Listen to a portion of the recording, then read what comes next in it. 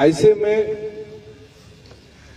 जिस तरीके से आज की सरकार ने ये एक जेडीए के चेयरमैन वाइस चेयरमैन के लेवल की बात नहीं है जो एक्शन यहां पर एग्जीक्यूट की गई, ये एक मुनज़्ज़म पॉलिसी है। शायद जब हम कहते आए हैं जो दिल्ली से लेकर जम्मू तक जो पॉलिसीज बनाई जाती है और उन पॉलिसीज में सीधे एक किस्म का भू आता है, और वो भू क्या है? आज ये गम खाली मेरे 4 एसटीज की बात नहीं है, उनको नहीं गम होना चाहिए।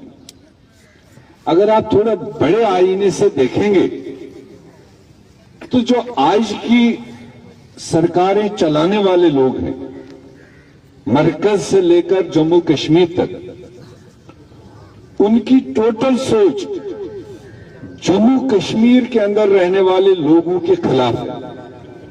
उसमें एसटीज हो, बकरवाल हो, कश्मीरी हो, ब्राह्मण हो, राजपूत हो, एससी हो, पहाड़ी हो, जो भी हम इस जम्मू कश्मीर के 4 दीवारी में रहने वाले लोग हैं, 1,30,00,000 आबादी,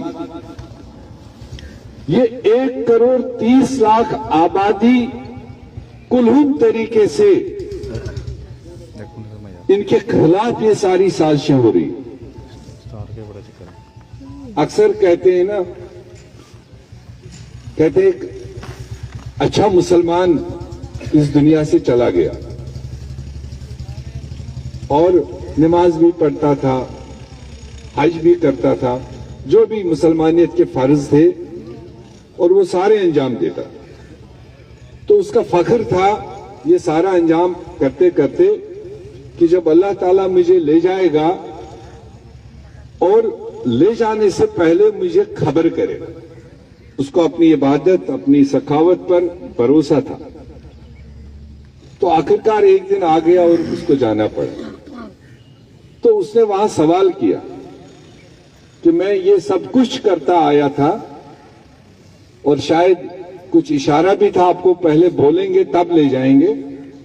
तो उसने सवाल किया वहां जाकर, कहा कि आपने तो मेरे साथ वादा खिलाफी की। अल्लाह ताला को कहा क्या वादा खिलाफी की? कहा आपने तो कहा था कि जब आपको ले जाऊंगा आपको पहले खबर करूंगा। तो अल्लाह ताला ने कहा कि मैंने कोई वादा खिलाफी नहीं की। बंदा कहने लगा नहीं, आपने मुझे बताया नहीं। तो फिर अल्लाह ताला ने कहा कि मैंने आपको एक नहीं हजारों लाखों बार इशारा दिया कि मैं आपको ले जाने वाला। कहा कैसे? कहा जब आपका एक दाढ़ी का बाल सफेद हुआ वो मेरी पहली खबर थी आपको, और एक एक करके कितने बाल आपके सफेद मैंने बना दिए, ये सारी मैसेजेस थी मेरी। एक दांत निकाला वो मैसेज थी, तो एक एक करके सारे दांत निकाले। एक आंख में रोशनी कम की और बाद में दोनों आंखों की रोशनी गई। घुटनों में दर्द आया, कमर में दर्द आया, मतलब जो सारे अलामात उसको दरपेश आए। कहा ये सारी मेरे मैसेजेस थी आपको कि मैं आने वाला, मगर आप शायद मेरे खबरों को समझ नहीं पाए। उसी तरह से हम जम्मू कश्मीर वालों के लिए बहुत सारी खबरें आ रही है, मगर हम उसको यूं टालते हैं कि कभी हम उसको कहते हैं ये हमारे लिए नहीं है, कश्मीरियों के लिए। और कश्मीरी कहते हैं ये वाला ऑर्डर हमारे लिए नहीं, ये जम्मू के व्यापारियों के लिए, वो भुगते। और कई बार कोचवा वाले कहते हैं ये हमारे लिए, ये सांबा के लिए। सांबा वाले कहते हैं पुनुष राजौरी के लिए। और इस तरह से हम फिलहाल उनसे बचने की कोशिश करते हैं और उसको टालने की कोशिश करते हैं।